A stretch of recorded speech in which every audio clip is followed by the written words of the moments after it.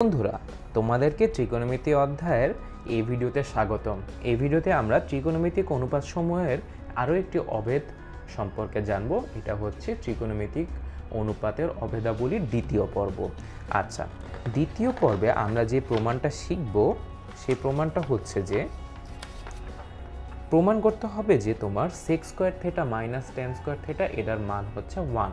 তাহলে মনে করি এটা একটা সমকোণী ত্রিভুজ এ বি সি। এই সমকোণী ত্রিভুজের সি কোণের মান ধরি আমরা থিটা। এটা হচ্ছে আমাদের আলোচ্য কোণ।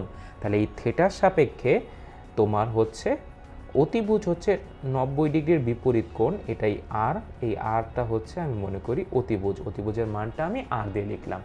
আচ্ছা, তাহলে অতিভুজ আর অন্য যে বাহুটার সাথে কোণটা থাকে সেটা হচ্ছে তোমার হয় ভূমি। তাহলে এখানে এক্স বা বিসি হচ্ছে থিটার সাপেক্ষে ভূমি, ওয়াই বা এবি হচ্ছে তোমার থিটার সাপেক্ষে লম্ব। তাহলে আমাদের এবিসি ত্রিভুজের ভূমি, লম্ব, অতিভুজ এগুলো ডিনোট করা হয়ে গেল। এখন আমাদের প্রমাণ করতে হবে যে এই থিটা কোণের সাপেক্ষে sec square theta minus tan square থিটার ভ্যালু হয় সবসময় 1।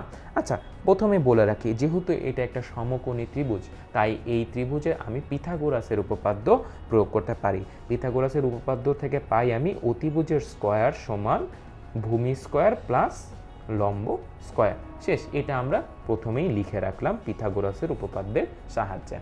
আচ্ছা, তাহলে এখন আমরা আসি যে sec স্কয়ার থিটা এবং tan স্কয়ার থিটা এটার স্কয়ারের বিয়োগফল কিভাবে 1 আসে। প্রথমে sec স্কয়ার বের করার আগে আমি বের করি sec থিটার ভ্যালু কত। sec থিটা মানে আমরা জানি কোনো sec থিটা মানে কোনো কোণের সাপেক্ষে থিটা কোণের সাপেক্ষে sec থিটা মানে হচ্ছে তোমার এই থিটা কোণের সাপেক্ষে যেটা হচ্ছে অতিভুজ বাই ভূমি, এই অনুপাতটা হচ্ছে তোমার sec থিটা। তাহলে এখানে অতিভুজ হচ্ছে আর, ভূমি হচ্ছে তোমার এক্স। তাহলে আর বাই এক্স হচ্ছে sec থিটার মান। আচ্ছা, ঠিক একইভাবে tan থিটায় আসা যাক। tan থিটা মানে থিটা কোণের সাপেক্ষে tan থিটা হচ্ছে লম্ব আর ভূমির অনুপাত। তাহলে এখানে লম্বটা হচ্ছে তোমার y আর ভূমিটা হচ্ছে তোমার x। আচ্ছা, তাহলে এখন আমরা sec square theta minus tan square theta এটার মান বের করি। যেহেতু sec থিটার মান r বাই এক্স এটার হোল স্কয়ার করি, মাইনাস tan থিটার মান যেহেতু y বাই এক্স এটা হোল স্কয়ার করি।